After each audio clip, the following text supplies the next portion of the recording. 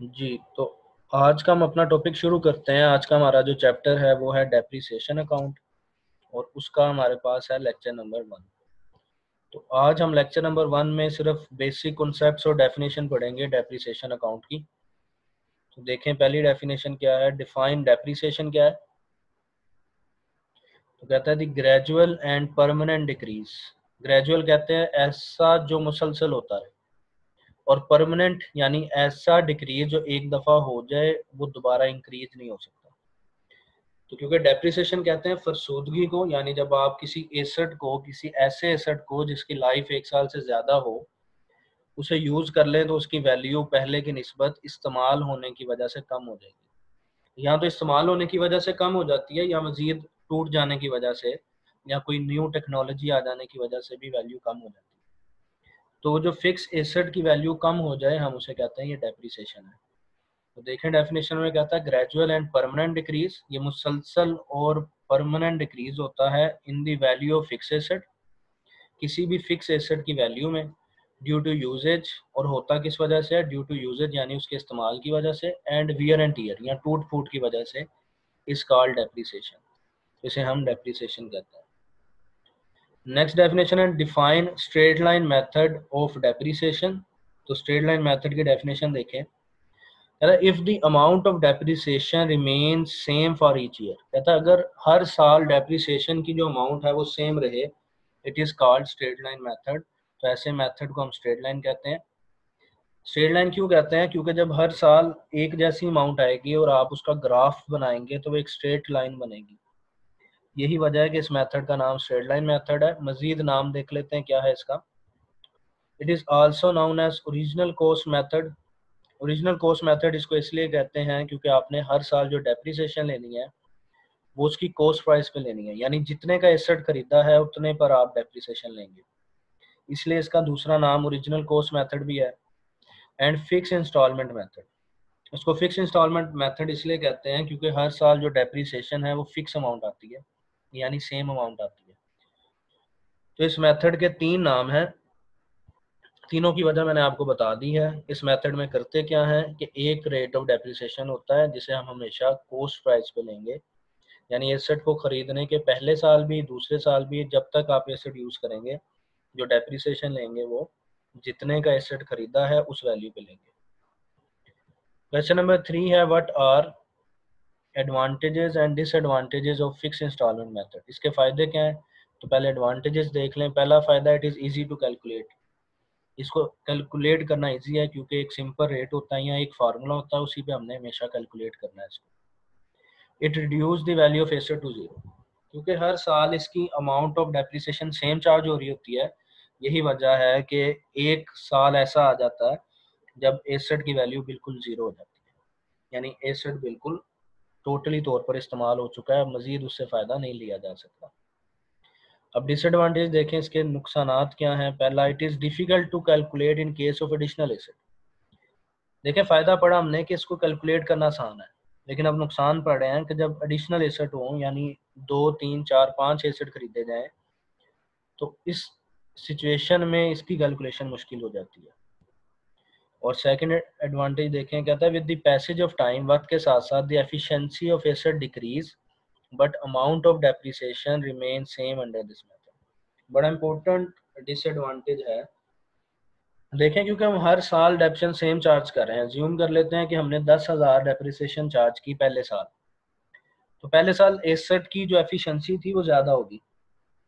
दूसरे साल क्या हुआ कि उसकी एफिशिएंसी पहले की निस्बत कम हो गई, तो हमें डेप्रिसिएशन की अमाउंट भी ज़्यादा चार्ज करनी चाहिए थी। लेकिन इस मेथड में क्या होता है, क्योंकि हम हमेशा same amount of depreciation charge करते हैं, तो इसलिए वो कह रहा है कि ये इसका डिसएडवांटेज बन जाता है, यानी दूसरे तीसरे साल जाकर एसेट की परफॉर्मेंस ज़्यादा कम हो जाती है, लेकिन हम डेप्रिसिएशन फिर भी उतनी ही चार्ज कर रहे होते हैं जितनी हमने पहले साल चार्ज की थी।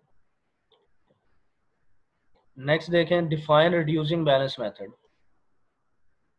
अब ये दूसरा मेथड है डेप्रिसिएशन चार्ज करने का। वैसे 3 से 4 मेथड होते हैं, लेकिन हम मेनली 2 मेथड हैं वही पढ़ेंगे, क्योंकि बीएस लेवल तक या बीकॉम लेवल तक 2 मेथड ही एग्जाम में पूछे जाते हैं, तो हम भी वही 2 मेथड पढ़ेंगे। तो देखें, रिड्यूसिंग बैलेंस मेथड की डेफिनेशन क्या है। कहता है if the amount of depreciation goes on decreasing each year, कहता है अगर हर साल डेप्रिसिएशन कम हो जाए तो it is called reducing balance method. तो ऐसे मेथड को हम रिड्यूसिंग बैलेंस मेथड कहते हैं, जिसका नाम से जाहिर है रिड्यूसिंग का मतलब होता है कम हो जाना। बैलेंस क्या होता है? बैलेंस होता है एसेट की रिमेनिंग वैल्यू, यानी अगर एक एसेट 1,00,000 रुपए का है और हम उस पर डेप्रिसिएशन 10,000 चार्ज कर देते हैं, तो इट मीन उसका बैलेंस रह जाएगा 90,000, बकाया वैल्यू 90,000 रह जाएगी। तो क्योंकि हर साल डेप्रिसिएशन माइनस करने के बाद वैल्यू कम होती जाती है और हम डेप्रिसिएशन उस बैलेंस पे चार्ज करते हैं, इसी वजह से इस मेथड को हम कहते हैं रिड्यूसिंग बैलेंस मेथड।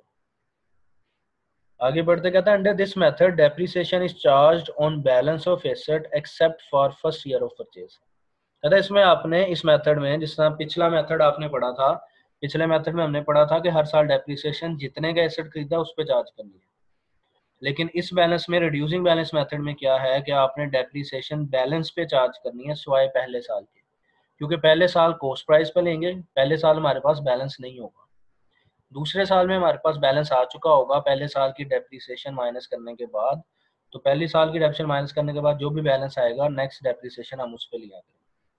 अब इसके मुख्तलिफ नाम देख लेते हैं क्या है। It is also known as written down value method, book value method या diminishing balance method.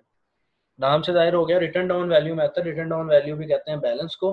Book value method, book value यानी जिसपे एसेट रिकॉर्ड किया हो, तो एसेट रिकॉर्ड किया होता है हमने डेप्रिसिएशन माइनस करने के बाद। तो ये इसके मुख्तलिफ नाम है। नेक्स्ट क्वेश्चन बढ़ते हैं, what are advantages and disadvantage of WDV method, यानी रिड्यूसिंग बैलेंस मेथड के फायदे क्या है, नुकसान क्या है। तो फायदे पढ़ते हैं। पहला फायदा उसी तरह सिंपल लिखा हुआ है, it is easy to calculate, ये कैलकुलेट भी करना इजी है। नंबर 2 देखें, single depreciation is charge even in case of additional asset. अगर आपको याद हो तो एडिशनल एसेट वाला नुकसान था पिछले मेथड का, यानी स्ट्रेट लाइन मेथड में नुकसान होता है एडिशनल एसेट में कैलकुलेशन करना, यानी मुश्किल हो जाती है। लेकिन रिटर्न डाउन वैल्यू मेथड में क्या है कि जितने मर्जी एसेट हो, डेप्रिसिएशन माइनस करने के बाद बैलेंस एक ही निकलता है। यही वजह है कि सिंगल डेप्रिसिएशन चार्ज होती है और कैलकुलेशन आसान हो जाती है। तो ये इसका एडवांटेज है। डिसएडवांटेज पढ़ते हैं। पहला डिसएडवांटेज देखें, कहता है it does not reduce the value of asset to zero. इसका एक नुकसान ये है कि इसमें वैल्यू जीरो नहीं होगी, जो फायदा था स्ट्रेट लाइन मेथड का। और सेकंड एडवांटेज देखें, कहता है it become difficult to calculate when a part of asset is sold, यानी जब आप पूरा एसेट नहीं बेच रहे लेकिन उसका एक पार्ट बेच देते हैं, तो ये इसका डिसएडवांटेज है कि अगर कोई एसेट का पार्ट सेल करें तो उसकी वर्किंग करना बड़ा मुश्किल हो जाता है रिड्यूसिंग बैलेंस मेथड में। नेक्स्ट देखें question, give formula of depreciation. याद रखिएगा दो फार्मूले यूज होते हैं, दोनों को आपने मिक्स नहीं करना। एक फार्मूला है डेप्रिसिएशन का, यानी उससे अमाउंट ऑफ डेप्रिसिएशन निकलती है, और दूसरा फार्मूला है रेट का, उससे रेट ऑफ डेप्रिसिएशन निकलता है। दोनों में यूज होने वाली वैल्यू सेम ही है। तो देखें फार्मूला, अभी हम पढ़े अमाउंट ऑफ डेप्रिसिएशन का। तो कहते हैं the amount of depreciation can be calculate with the help of following formula. इस मदद से हम कैलकुलेट कर सकते हैं। फार्मूला क्या है कि डेप्रिसिएशन बराबर होगी कॉस्ट ऑफ एसेट, जितने का एसेट खरीदा है, minus scrap value. Scrap value कहते हैं एसेट खराब होने के बाद कितने का बिकेगा, यानी एसेट की यूजफुल लाइफ खत्म हो गई है, अब अगर आपने उसको कबाड़िए को बेचना है या स्क्रैप में बेचना है तो कितने का बिकेगा। यानी आपने कॉस्ट ऑफ एसेट में से उसकी स्क्रैप वैल्यू माइनस कर देनी है और फिर उसे डिवाइड कर देना है एस्टिमेटेड लाइफ ऑफ एसेट से, यानी एसेट की एक्सपेक्टेड लाइफ से आप डिवाइड करेंगे तो आपके पास जो अमाउंट आ जाएगी वो डेप्रिसिएशन की अमाउंट आ जाएगी। और मोस्ट इंपॉर्टेंट बात जो आपने याद रखनी है, जो न्यूमेरिकल्स में भी काम आएगी और पेपर में भी, कि it can only B use in case of straight line method. अभी हमने पढ़ा था स्ट्रेट लाइन मेथड क्या होता है। स्ट्रेट लाइन मेथड होता है जिसमें हम हर साल same amount of depreciation charge करते हैं। तो देखें जब आप एक फार्मूला यूज करके, ये वाला फार्मूला यूज करेंगे और जो अमाउंट निकालेंगे वो एक सिंगल वैल्यू निकलेगी जो आप हर साल माइनस करेंगे। इट मीन्स जब भी आप अमाउंट ऑफ डेप्रिसिएशन का फार्मूला यूज करेंगे तो ऑटोमेटिकली वो कौन सा मेथड हो जाएगा, स्ट्रेट लाइन मेथड या फिक्स इंस्टॉलमेंट मेथड जो हमने पढ़ा था। नेक्स्ट पढ़ते हैं definition, give formula for rate of depreciation. अभी हमने पढ़ा था फार्मूला अमाउंट ऑफ डेप्रिसिएशन का, अब है रेट ऑफ डेप्रिसिएशन। तो इसका फार्मूला देख लें क्या है, R equals to, R means rate, equals to 1 ये फार्मूले का है, minus S divided by C, यहाँ पे एस से मुराद है स्क्रैप वैल्यू, सी से मुराद है कॉस्ट ऑफ वैल्यू, और उसकी पावर है 1 डिवाइडेड बाई एन। यहाँ पे जो n है उससे मुराद है एस्टिमेटेड लाइफ। तो जब आप इस फार्मूले को सोल्व करेंगे तो आपके पास जो वैल्यू निकलेगी वो रेट ऑफ डेप्रिसिएशन की वैल्यू आती है।